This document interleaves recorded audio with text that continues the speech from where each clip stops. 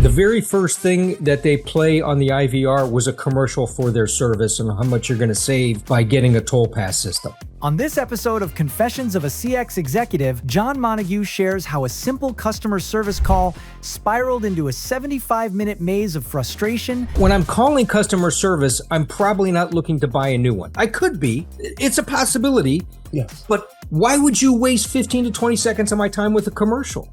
Get me into the purchase system or get me to my service person. Don't waste my time. We've got such great tools today that if you're going to use the technology, just put the effort in to walk through the customer's path. Wow. Where was the moment that you lost kind of faith or trust in the company as you're going through this situation?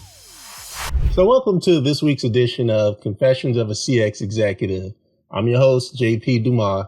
And today we're going to jump into IVRs, an interactive voice response system that we all know and love, also known as a phone tree. Now, a little background here. I've spent more than 25 years running sales, retention, and customer operations for some fairly large organizations you've heard of. I always come back to customer experience as being the lifeblood of growing your business.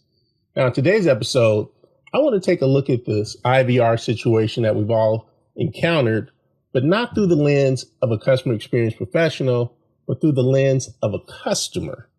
Yeah, that's right. Everyday person experiencing the ebb and flows of a business. So I have with me today, John Montague, and John's going to talk a little bit about one of his recent experiences in navigating this phone tree. Now, if it sounds familiar to you, well, this is probably going to be an episode that you want to strap in and buckle up. Now, again, I help companies fix these sort of issues.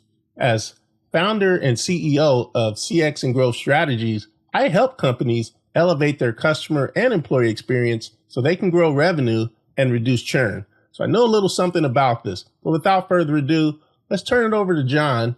And John, tell us a little bit about yourself. And more importantly, how did we get here? What was the experience that prompted you to take on this project with me? Thanks, JP.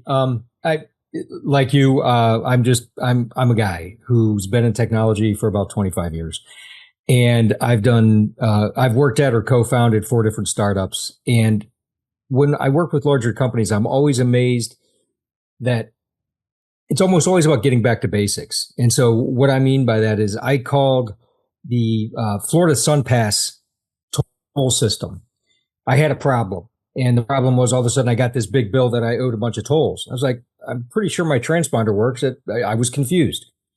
Didn't dawn on me when I went to renew my plate 6 months ago. I just sent the money in and they sent me back a new plate. And they said, oh, state of Florida, you have to have a new plate once every 10 years. And it had been 10 years. And so I just got a new plate, didn't think twice about it, put it on the car, called it a day. Well, even though the transponder was still in their work, the plate's now different. And they hadn't thought of that use case. So I got all these tolls that I owe, and I got this big bill. And I try to call them up to say, well, were you taking them out both? Anyway, long story short, the phone system was a mess and it took forever to get to a live body. And it's the little things like, if I was designing one of these, if anybody just says customer service, I'm going to let it override the tree and get them in line to talk to somebody. Now I'm going to try and force them the way that I want them to go because that's what you want to do, but have the common sense to give them an out path. So for me, that'd be press 0 as 1. Ask to talk to somebody in customer service would be 2. When I asked to talk to somebody in customer service, it heard service and decided I wanted to take a survey.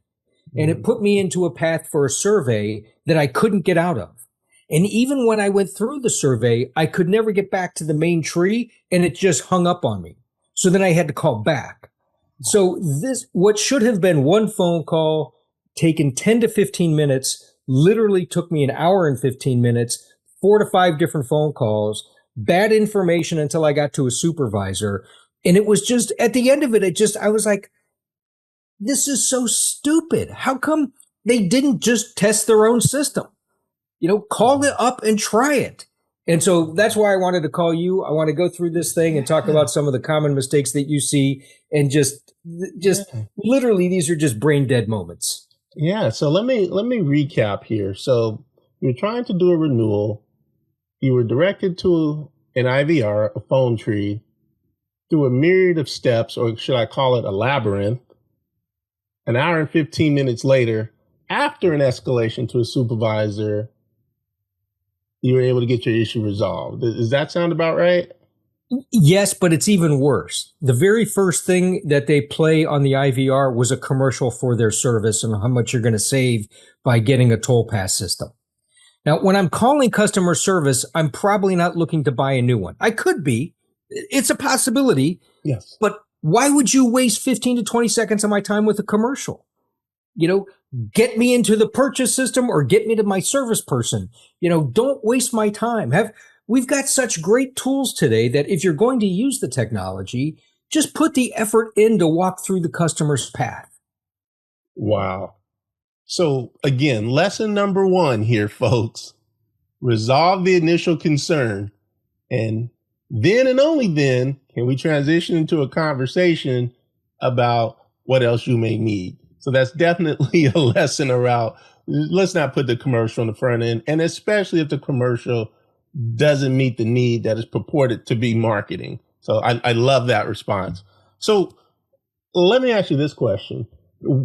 Where was the moment that you lost kind of faith or trust in the company as you're going through this situation?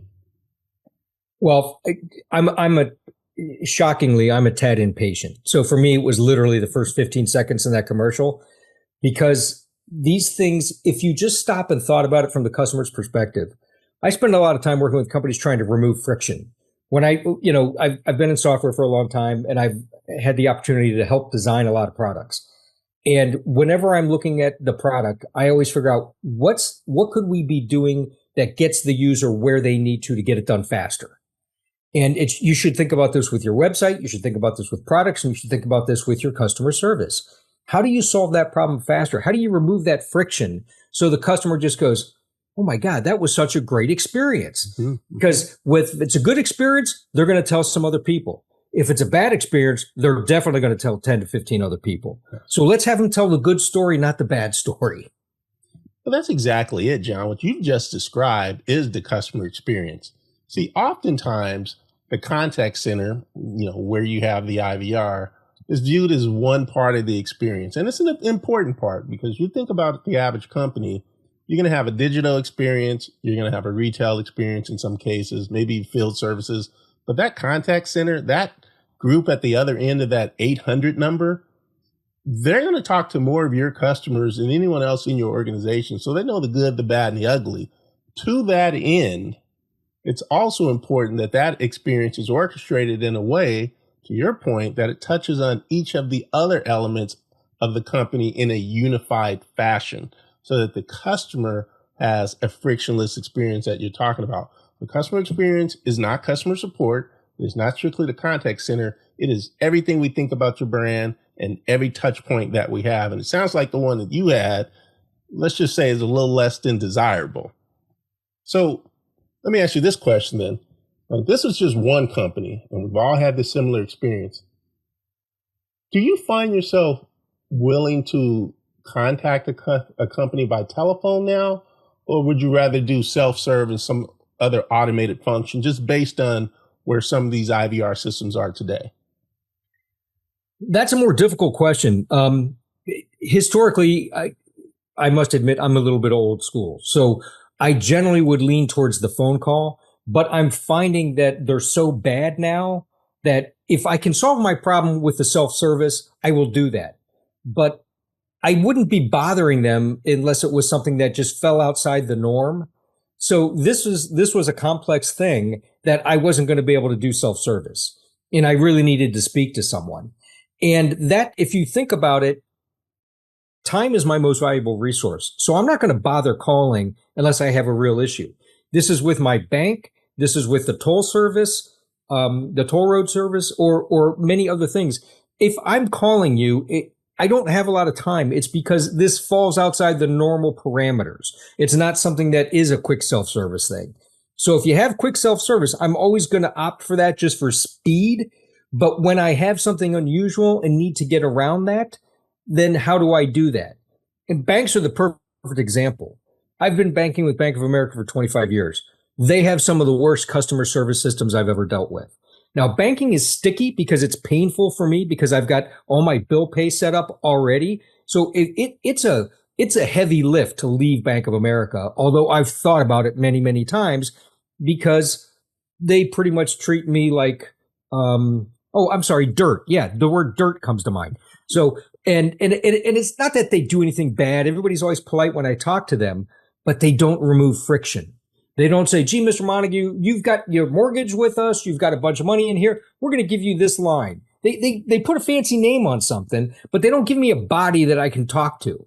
And if you look at the new banks that are opening up, they're doing that more and more often where there's less tellers and more self-service kiosks.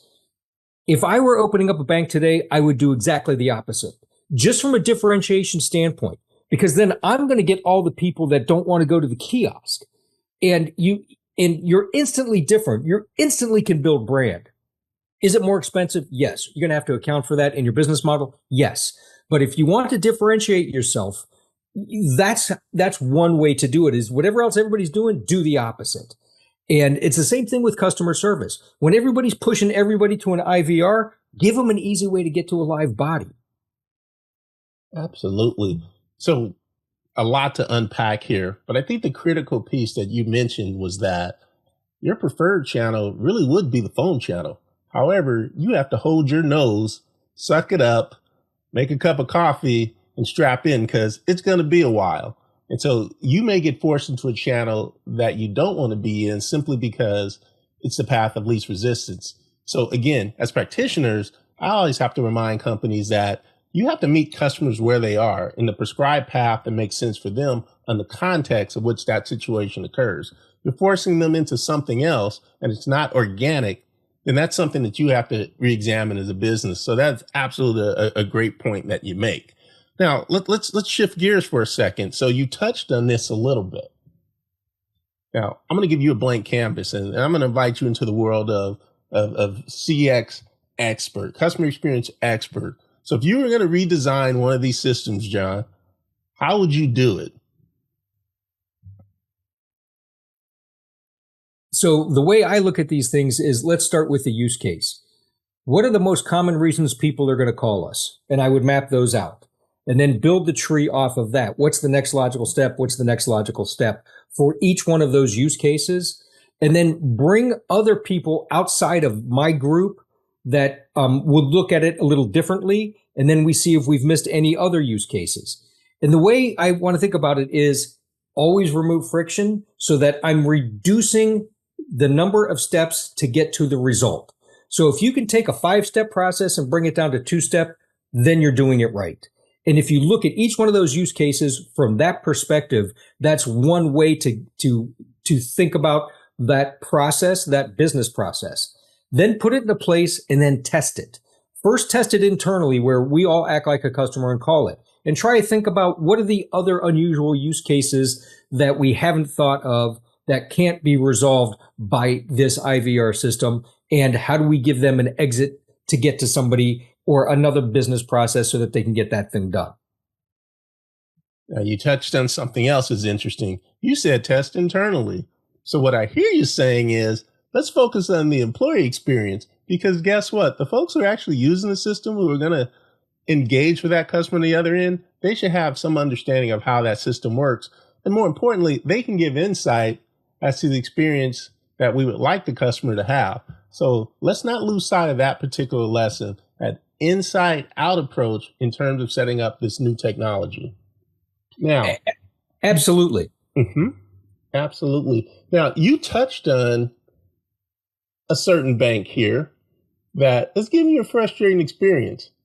Now, with that said, you threatened to leave, but have you actually left a company because of a negative customer service or support experience? Oh, absolutely. And I have a long memory and I hold grudges. I had been with Verizon Wireless for over 20 years. And long story short, we had an account, myself and my spouse, and she left because this is back in 2007. She wanted an iPhone. I didn't think the iPhone was ready yet. I didn't want to get one yet.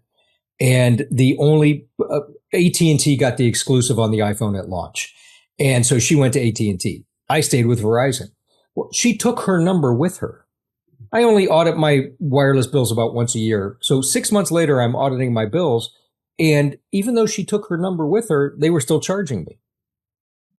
And so when I called them up to dispute this, they said they would only reimburse me for the last 3 months. I said, yeah, but you've been charging me for 6 months. They said, tough luck. I said, that's ridiculous. I've been with them for 20 years. I escalated. I spent 4 hours talking to people who were all very nice and really good at saying no. And this was the perfect case where somebody, a CFO or somebody in accounting just said, cutting it off. We're going to make a ton more money if we just never reimburse more than 90 days worth. Well, guess what? That lost them a 20-year customer. And I've never gone back to Verizon since then, and I never will. Because when you treat my money spends anywhere, and I take it very seriously when I'm giving bad customer service that I will vote with my dollars and my feet and go elsewhere. So I haven't yet with Bank of America, but I did with Verizon Wireless, and I will do it at some point with Bank of America unless they get their act together. And this is an issue that we see time and time again where workflow or policy may trump that experience. Now, again, being a revenue guy at heart, not in the business of saying, hey, the company should be a not-for-profit entity, but understanding the whole totality of customer loyalty, lifetime value. Sometimes we can put people in difficult situations simply because of a policy as opposed to resolving the main issue. And the main issue often leads to that long-term customer retention that we're all after. So it is very, very important as we're designing these pieces of our business is to understand that, because there's a potential for a customer to take a walk each time that there's an interaction. So we have to kind of balance it too and make sure that that makes the most sense. Because at the end of the day, 20 plus year customer and a negative experience, you've got to weigh the risk and figure out, does this make sense? Now, let's give our listeners a little bit of hope here, John. Are there any companies that you've encountered or situations where they've actually gotten this sort of phone interaction or, done correctly? Oh, absolutely. I think a lot of companies do. I'm trying to think of a recent experience that I found delightful, and unfortunately, I can't think of one, which means there's a lot of companies that are probably not doing it very well. Yeah. So one example would be like Southwest Airlines. Yes. Southwest Air is, I think, a great company. I think their current move to start charging for baggage, they're going to regret. I think it's a short-term move that the private equity firm that got 2 or 3 seats on the board forced down their throat. They actually trademarked the term bags fly free. It is that much part of their identity. And yet they have short-term fiscal interests. And this is where you never let the board or the bean counters get too involved. If Herb Kelleher, the founder of Southwest Airlines, were still alive, he would be shooting somebody because he wouldn't be this foolish with the brand. And I am truly saddened by that. And so you'd asked for a positive story. I'm giving you another negative one. I apologize for that. But I believe very strongly in these things. And I used to fly American Airlines all the time, and then Delta, then United, and they all suck. But I started just going to fly Southwest because guess what? I didn't have to read it 16 times to say, am I allowed to take a carry-on on this flight or not? Am I actually going to be riding inside the aircraft or sitting on a wing? All these different fare structures that are just overly complex. I just said, Southwest, I'm getting a good price. I get 2 bags free. It's just, I don't have to spend an inordinate amount of time figuring it out. And that saves me time. That experience was positive. I fear with this new policy, they're going to screw that up. Yes, there's money involved, and yes, they need to make money, and I want them to make money. But I don't want them to make my experience awful, and I think they're headed that way. Yeah. Yeah. So there's so many different things that we think about when companies pivot to a new direction. Ultimately, the North Star is about how do we grow our customer base? How do we increase our revenue? But those are often byproducts of delivering an exceptional customer experience. And as we think about this world of AI that we're in, emerging technologies, and you touched on this earlier, that engagement on the phone, that engagement with people can be the great differentiator, more so than any technology or policy that you come up with. So I think it's very important that as we do these sort of teardowns and walkthroughs that we remember this. Now, I'm going to shift gears here for a second, and I'm going to give our listeners, our founders, our executives, 3 critical things they can do over the next 90 days. And John, you tell me if you agree, if these are important. If you're going to fix your quote unquote IVR or any of your engagement tools, I think the first thing you want to do, and you touched on this, is you want to audit and acknowledge.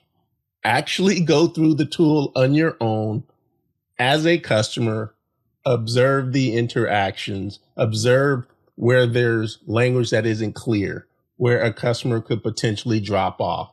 Identify all those moments that can create a rage experience. That's going to be critical. You know, there's a term that people often use, it's to eat your own dog food or whatnot, but it's anything that's involving the customer. That very first step, your first 30 days, audit, review, experience it through the eyes of a customer. Agree, disagree? Oh, absolutely. Yeah. And so when I think about in my previous experiences, when we launched this state of the art IVR and we were going to do all this great routing and all this fun stuff, you know, I'm reminded of a story of we launched this tool and I received scripting and process flows from the experts in this particular field. And this is probably the first 24, 48 hours into the experiment. You know, the contact centers are relatively calm. The utilization rate had come down, which means that, you know, it was fairly quiet. So I said, oh, we optimized this. Things are humming. I had an analyst run in, give me a report and said, JP, you got to see this. I said, well, what are we talking about? It said, look at the number of customers who have abandoned in the IVR since we launched this tool. And so I'm thinking that, you know, the customers who are online stayed online. We got that experience right size. We made this clean IVR. We got people to where they needed to go and things were running smoothly. And the opposite had happened. In a sales environment, we had driven our abandons in the IVR double digits. And what that means, folks, is quite simply is customers go into the phone tree and they didn't come out and they didn't go anywhere in the business. Well, they actually did go somewhere. They went to our competitors. And so, which leads me to point number 2 is simplify and humanize. So what we did is we took the 80-20 rule. As I said, you know, there may have been 6 or 7 steps in there. And you know how we all love hitting these steps and then a sub menu, then another menu. And I said, cut this crap out. Do they want to spend money with us or do they have an issue? Let's just start and make it extremely simple. And if they want to spend money with us, let's get them to the first available person as quickly as possible. Now, do we get as much intel? Do we get as much insight? Well, in this situation, we needed to get to the customer because we weren't where we needed to be. But the second thing I learned from having this overly complex multi-step system is you've got to use simple language. You have to speak in a way that people understand. Like you mentioned an example earlier when they thought you meant survey or something else. I said, write this in plain language that anyone could understand. I don't care if they're in our field, outside of our field, these are customers. And I think oftentimes that piece gets missed because we use terminology and all these other things that just talk like a human. And then I think the third piece, and you articulated this multiple times, if we're hung up in the IVR, is find the off ramp and get them to a human as quickly as possible. Thoughts? Oh, I think that one's key. There's a couple things that are happening that make some of this challenging. There's a whole generation behind us that doesn't want to talk to a person. They'd much rather go through self-service and do an IVR and never talk to a human. Mm-hmm. That's fine. You know, let's solve that issue for them. But I'm always amazed at the number of companies who kind of go hard that way and go, well, we save so much money if they never talk to anybody. They're customers. Okay. Always find a reason to talk to customers. You're going to learn something. So don't force it on them. But if they do want to talk to you, make it easy. Don't make it difficult. If they don't want to talk to you, Make it easy. Don't make it difficult. And all these things, we have better tools than we've ever had. If you have your IVR system and you haven't looked at it in a year, you're missing the boat. This is something that should be audited at least every 3 to 6 months because policies change, products change, pricing changes. All these paths are going to need to be tweaked. And it's one of those things that's just often overlooked. Absolutely. So, no, great point there. So I think the third piece is even more critical. This is the personalize and empower step here. We've got all of these great tools, these AI tools. We've got, CRMs and whatnot.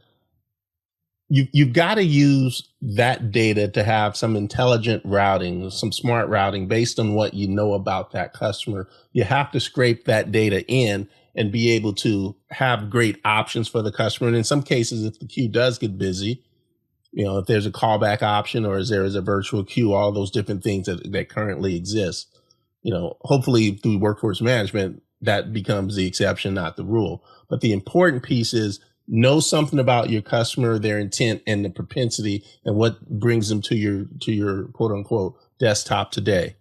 But even more important, after we've done all the optimization and we try to get the customers in the right bucket, the critical piece is that if they have to go to the off ramp and go directly to an agent, it is critical that you train those agents in the potential scenarios that would lead a customer to go to the off ramp.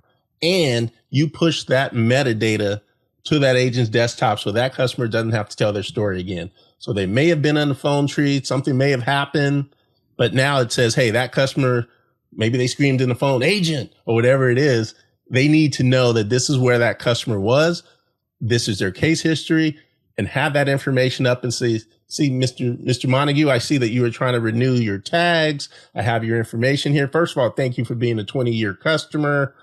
Here's what we're able to do to resolve your concern. So I'm already halfway through the movie, as opposed to starting off with the trailer and the information that you've already provided. So that leads to things such as pre-authentication, as opposed to saying, and what is your name again, sir?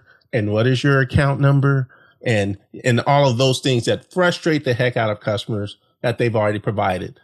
And so that allows us to take this information, create that unified experience, better train the agent. We leverage AI to package it all up, and then we create a great experience for the customer. So those 3 steps again. First step, in your first 30 days, audit. Acknowledge what's going on. You need to experience it as a customer. Number 2, then you got to simplify and humanize this. We're dealing with people. So make it as simple, to the point John made earlier, the easy button. And then 3rd, personalize. Know a little something about your customer. Ensure that customer knows that they're being heard, they're being seen, and that you're welcoming them. We know you were going to call, and we're ready for you, and we're prepared. So before we wrap, John, any parting words for our listeners around this topic? I guess when you think about it holistically about your company, it is about that brand, and you do want to always take the opportunity when your customer wants to share anything with you, give them a path to do that. Give them a path that's easy, that's personalized, and that's customized, because that's how you're going to constantly learn what's working in your business and what's not. So don't make it difficult. Remove friction. Absolutely. Now, if this topic is registered with you, I'd like to hear from you. I want you to subscribe to this channel. Once again, at CX and Growth Strategies, we help small and mid-sized companies solve these sort of problems. So again, I'd love to hear from you. And if you're not working with me, or we're not working together, I'm probably working with one of your competitors, and we're probably both going to lose money at that point. So again, let's have a conversation. Once again, my name's JP. This has been this week's episode of Confessions of a CX Executive, and I'll see you in the next one.